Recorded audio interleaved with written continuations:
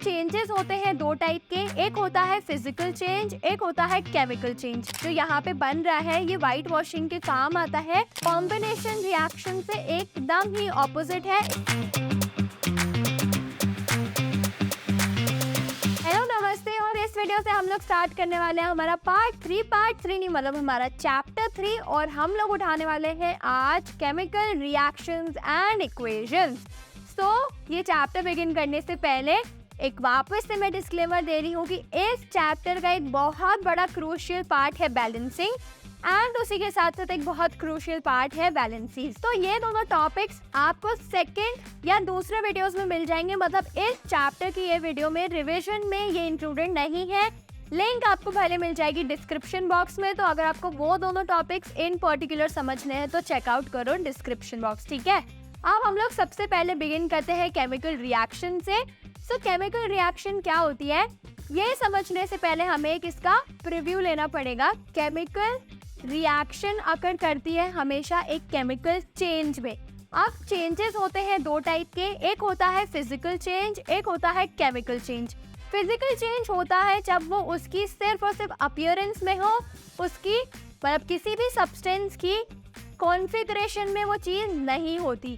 Chemical change में उसकी configuration बदल जाती है, न्यू प्रोडक्ट फॉर्म होता है, और एक एंटायर चेंज हमें एक एंटायर नई चीज़ देखने को मिलती है। तो वही केमिकल चेंजेस में हमें दिखती है केमिकल रिएक्शंस। अब केमिकल रिएक्शंस क्या होती है?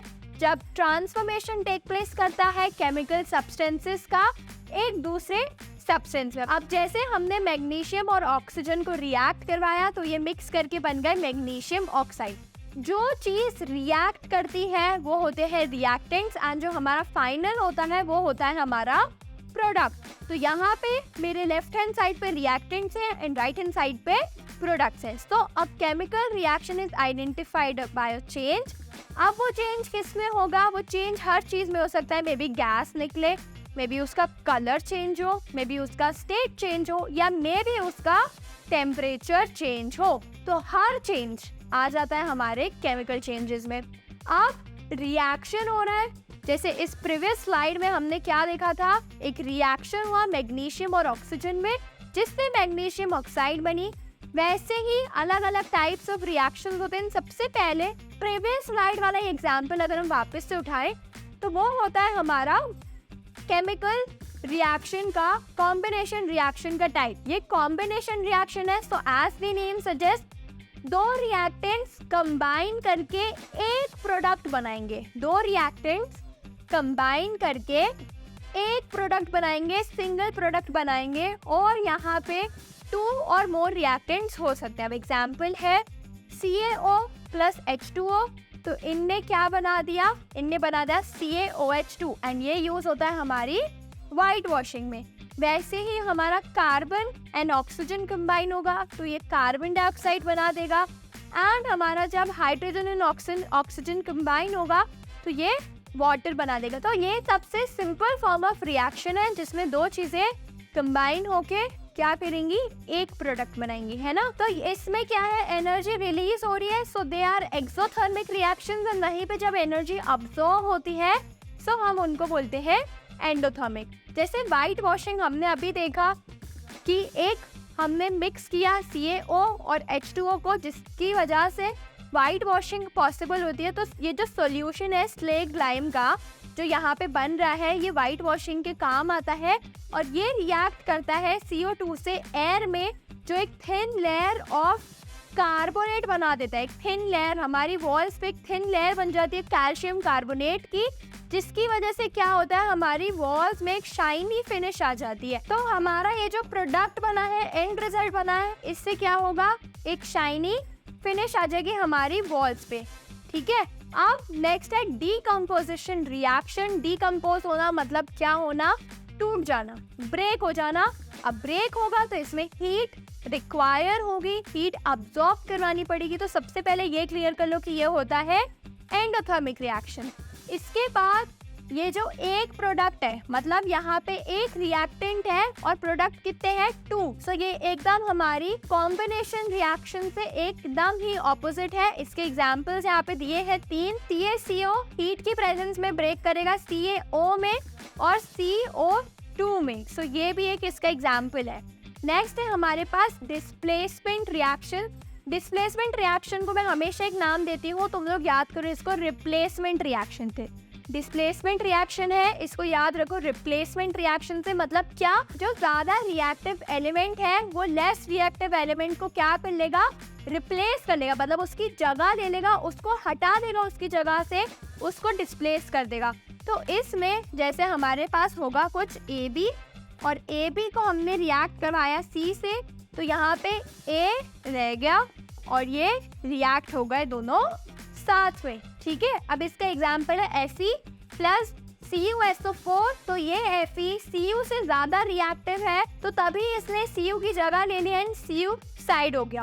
अब ये मोर रिएक्टिव है, Fe मोर रिएक्टिव है, तभी इनने इसकी जगह ली एंड तभी वो डिस्प्लेस हो गए। ठीक है, लेस रिएक्टिव जो मेटल है वो क्या हो जाता है, वो डिस्प्लेस हो जाता है एंड मोर रिएक्टिव उसकी जगह ले लेता है। इसके बाद है हमारे पास डबल डिस्प्लेसमेंट रिएक्शन। तब ये डिस्प्लेसमेंट 2 बार होगी, मतलब क्या कि AB plus CD will give AD and BC।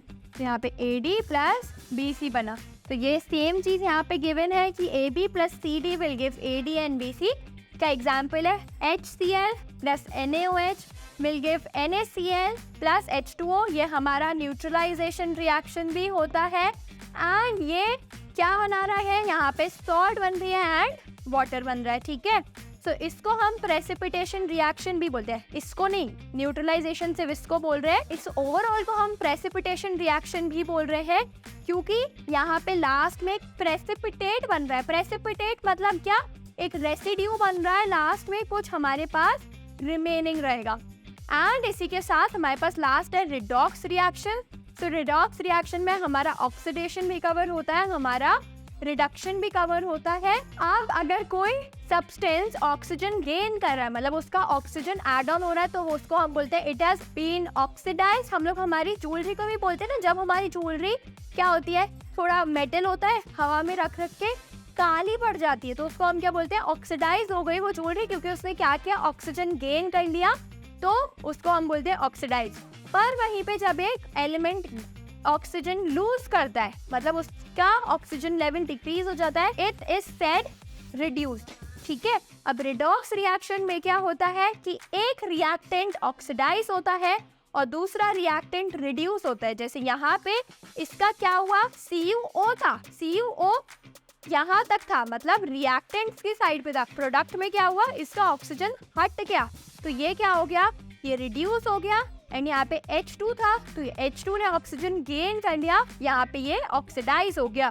तो ये था इसका एग्जाम्पल एंड हमारा चैप्टर यहाँ पे कंप्लीट हुआ। हम लोगों ने 3 चैप्टर्स कंप्लीट कर चुके हैं। आई एम अगेन आस्किंग, अगर आप लोगों को कोई पर्टिकुलर चैप्टर रिकमेंडेशन है, डेफिनेटली कमेंट डाउन करो एंड इसकी भी आपको पूरी PDF मिल जाएगी डिस्क्रिप्शन बॉक्स में। एज यूजुअल हमारी जो चीज चलती है वो चलती रहेगी।